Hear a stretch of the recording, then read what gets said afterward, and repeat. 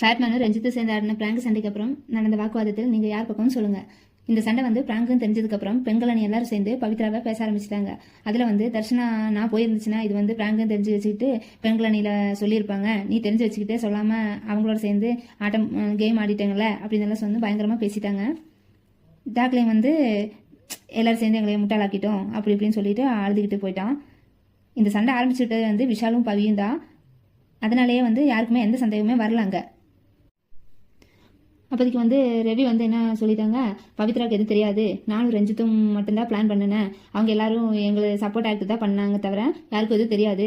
என்னோட இன்டென்ஷன் என்னன்னா ரஞ்சித் நாமினேஷன் இருக்காங்க, அவருக்கு வந்து கண்டென்ட் எதுவும் இல்லாதனால ஒரு கேமரா ஸ்பேஸுக்காக அப்படி பிராங்க் பண்ணிட்டேன்னு சொன்னார். நான் இங்கே வந்து கேம் ஆடுறதுக்கு தான், எனக்கு வந்து யார் வச்சு கேம் ஆடணும்னு தோணுதோ அவங்கள வச்சு நான் ஆடுவேன், அது என்னோட இஷ்டம் அப்படின்னு சொன்னார். ஆனால் வந்து ஒரு விஷயம் சொல்லாமல் இருக்க முடியாதுங்க, பெண்கள் அன்னைக்கு வந்து ஒற்றுமையே கிடையாது.